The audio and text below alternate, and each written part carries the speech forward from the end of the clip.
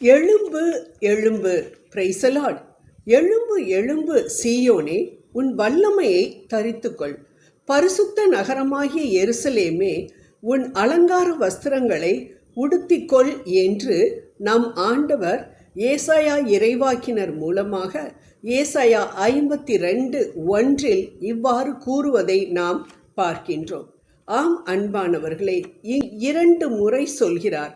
இது எதை குறிக்கிறது? அவசரத்தை குறிக்கின்றது. ஆம், ஆண்டவர் கூட இன்னும் கொஞ்ச காலம்தான் உனக்கு இருக்கு, அதனால சீக்கிரமா நீ கிளம்பணும், எழும்பு, நீ ஆயத்தமாக இரு என்று நாம் ஒவ்வொருவரையும் பார்த்து சொல்லுகின்றார்.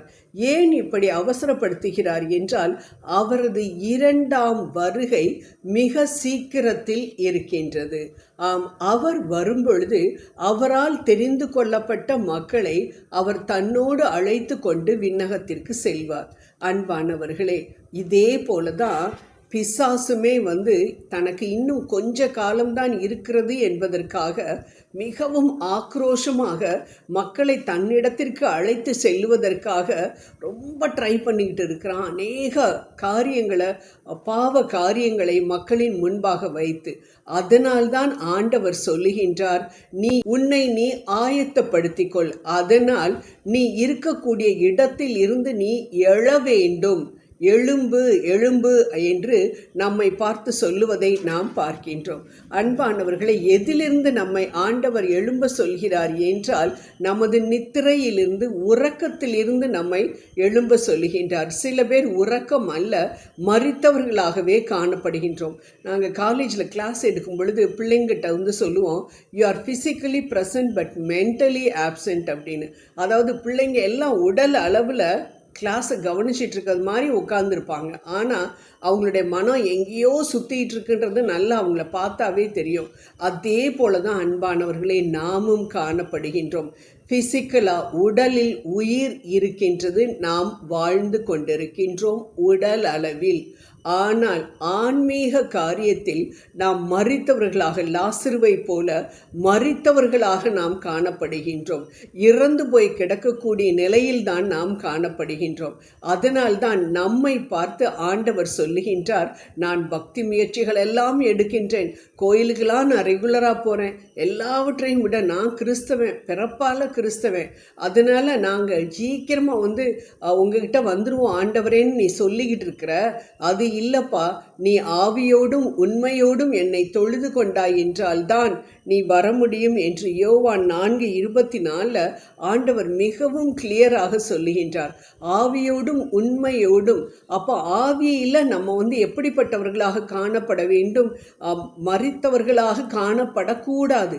ஆவியில் நமக்கு உயிர் இருக்க வேண்டும்.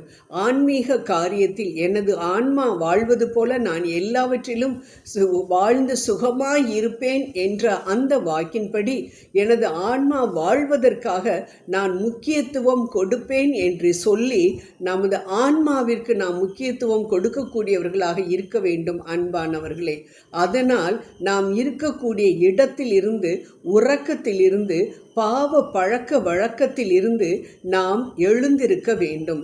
எவ்வாறு நாம் எழுந்திருக்கும் பொழுது தூசியெல்லாம் தட்டிவிட்டு நாம் எழுகின்றோமோ, அதே போல நம்மை சுற்றி இருக்கக்கூடிய பாவ பழக்க வழக்கங்கள் அனைத்தையும் நாம் எடுத்துவிட வேண்டும், உதறி தள்ளிவிட வேண்டும். அது உதறி தள்ளுவதற்கு நாம் என்ன செய்ய வேண்டும் என்றால், ஆண்டவருடைய பாதுகாப்பிற்குள் நாம் வர வேண்டும். உடனே அந்த பாவத்தை செய்த உடனேயே, எந்த பாவமாக இருந்தாலும் அந்த பாவத்தை செய்த உடனேயே ஆண்டவரிடம் மன்னிப்பை கேட்க வேண்டும்.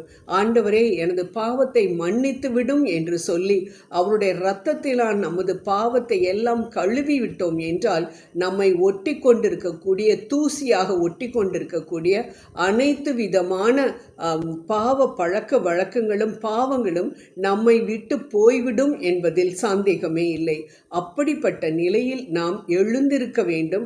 ஆண்டவரை தேடி ஆண்டவரோடு நாம் ஐக்கியமாகத்தக்க வகையில் அனைத்து ஆன்மீக முயற்சிகளையும் நாம் மேற்கொள்ள வேண்டும்.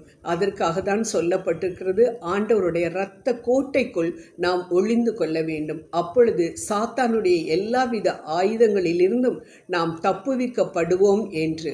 அன்பானவர்களை, இந்த நேரத்தில் நாம் அனைவரும், ஆண்டவரே, என்னை நான் உமது கரத்தில் நான் கொடுக்கின்றேன் அப்பா, இதோ நீ சொன்னீரே எழுந்திரு எழுந்திரு என்று, அதே போல நானும் கூட எனது உறக்கத்திலிருந்து நான் எழுந்து, எனது மரிப்பிலிருந்து நான் எழுந்து உம்மை நோக்கி பார்க்கத்தக்க வகையில் எனக்கு கண்களை நீர் கொடுத்தருளும், வாஞ்சையை கொடுத்தருளும் என்று ஆண்டவரிடம் வேண்டுவோம். ஆண்டவர் நிச்சயம் நமக்கு உதவி செய்வார். அன்பின் ஆண்டவரே, தகப்பனே, அப்பா, இதோ இந்த வேளையிலும் கூட நாங்கள் உமக்கு முன்பாக வந்து நீர் எங்களுக்கு கொடுக்க இருக்கக்கூடிய உமது பரிசுத்த உடையை தகப்பனே நாங்கள் அணிந்து கொள்ள தயாராக இருக்கின்றோம். ஆம் ராஜா, பரிசுத்தம் இல்லாதவன் எவனும் என்னை நெருங்க முடியாது என்று சொல்லியிருக்கிறீரே, அந்த விதமாக நான் பரிசுத்தமாக என்னை நான் தூய்மைப்படுத்தி கொண்டு நீ கொடுக்கக்கூடிய மறுபிறப்பின் மூலமாக நீர் எனக்கு கொடுக்கக்கூடிய அந்த பரிசுத்த ஆடையை நான் அணிந்து கொள்ளவும், அந்த பரிசுத்த ஆடைக்கு எந்தவித களங்கமும் வராதபடி உடனுக்குடன் தகப்பனே நான் பாவ மன்னிப்பை பெற்று, பாவம் இல்லாமல் தகப்பனே அப்பா உம்மிடத்தில் நான் வந்து சேரத்தக்க வகையில் நீர் என்னோடு கூட இருக்க வேண்டும் என்று என்னை இந்த நேரத்தில் உமது கரத்தில் நான் கொடுக்கின்றேன். நீரே என்னை பொறுப்படுத்திக் கொள்ளும், வழிநடத்தும், ஜெபம் கேளும். இயேசுனுடைய இன்ப நாமத்தில் ஜெபிக்கிறேன், ஜீவனுள்ள எங்கள் நல்ல பிதாவே. ஆமேன், ஆமேன், ஆமேன்.